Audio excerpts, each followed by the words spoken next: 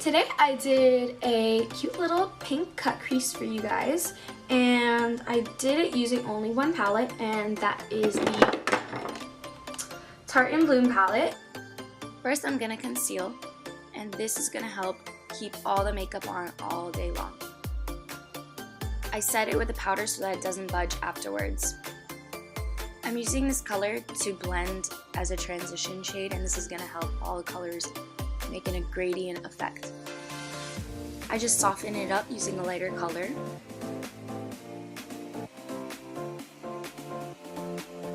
Starting with a light hand product, I'm just going to shove this maroon color right into my crease to give my eye a little bit of dimension, make it look like it has a little bit of depth to it, and then I just keep adding color.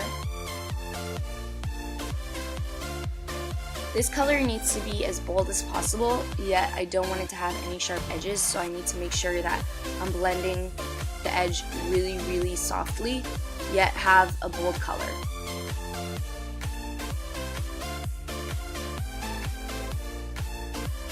Using any kind of concealer that you have, as long as it's light, you can cover the lid, and I just use 2 little dots and then I go ahead and blend it in with my brush.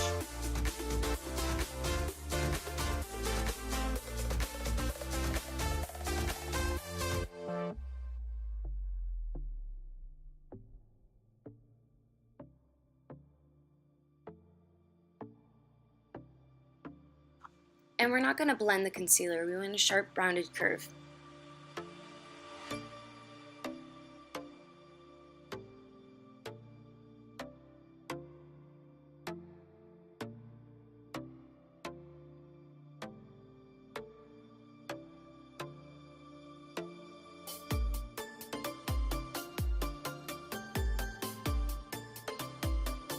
To set the concealer so that it doesn't crease, I'm going to be putting on a white shadow over it.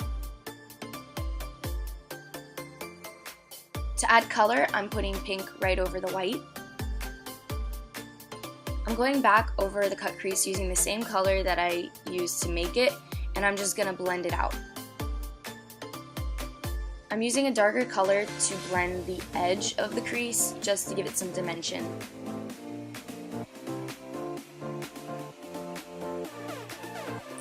I'm applying a very thin layer of liner just so that I'm not taking up too much lid space because I have really small eyelids.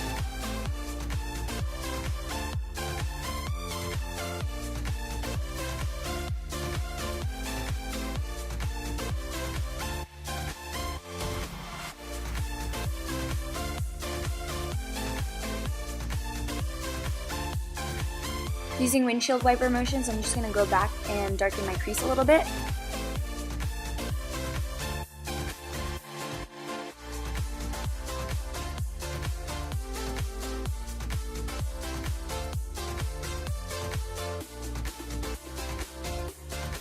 I'm softening the edge of the halo using a white matte color just to make it look more blended. I curl my lashes right before I put on the falsies. Using a shimmery white color, I highlight my brow bone. When I put on lashes, I just make sure that the glue is a little bit dry before I put it on, and then I place it in the center of my eyelid, and then I just drag over and tuck in the edges of the lash using my tweezers. For the first layer of eyeshadow that I put under my eyes, I use a light color and I do it with a blending brush so that it's not a sharp line. For the darker color, I use a tighter bristled brush and I do it closer to my waterline. And the eyeliner in the waterline. This mascara is very light and I like the way it binds my falsies to my real lashes without making it look too clumpy. And then I just do my bottom lashes as well, and they're not too much. It's a nice small bristled brush. And whenever I have a pimple, I just cover it up with some brown eyeliner to make it look like a mole. When contouring, I want to accentuate the hollows of my cheeks as well as make my forehead appear a little bit more smaller, and that's why I contour like this. Then I blend it all in using using my Real Technique sponge, and if it's wet, it helps a lot to just blend out the color and keep it in one place instead of just dragging around and ruining the contour.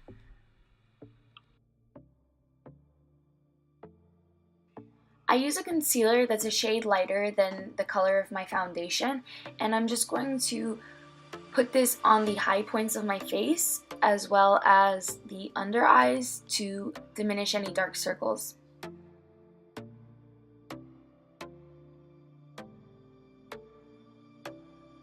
I blend this with a sponge because it keeps the product in place, whereas a brush would kind of just swipe it around your face and leave brush strokes. This doesn't leave any brush strokes, it just kind of like melts the product into your pores and it gives you a nice finish.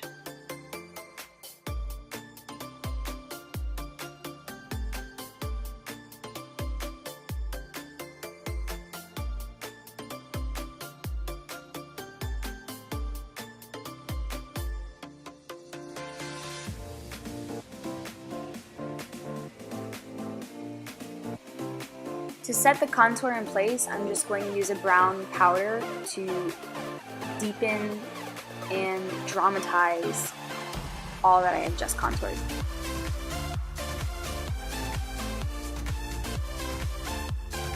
This step is just to blend a little bit so I don't have any harsh edges.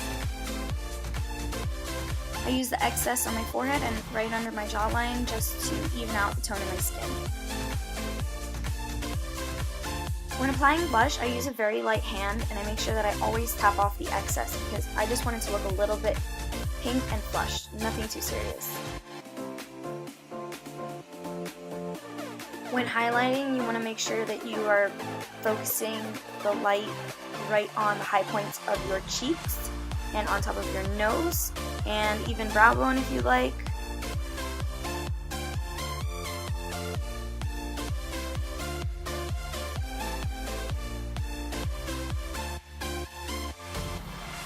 Here I'm just lining my lips, and this is going to help the second layer of liquid lipstick to stay on longer and make sure that it doesn't get out of the lines of my lips.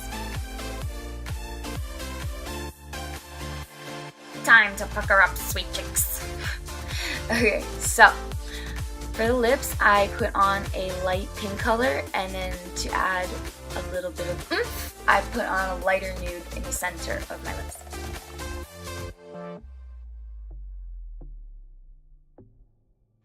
To tie this look together, I'm just adding a gloss, and I feel like this makes my lips look a little bit bigger than usual.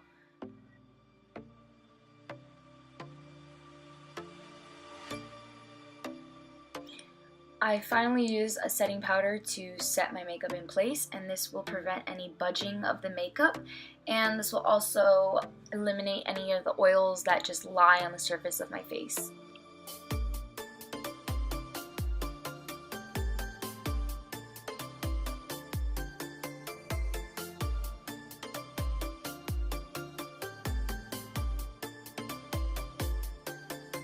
If you enjoyed this video, please subscribe to my channel so you guys can get updates of when I post new videos, and leave me a like or a comment below.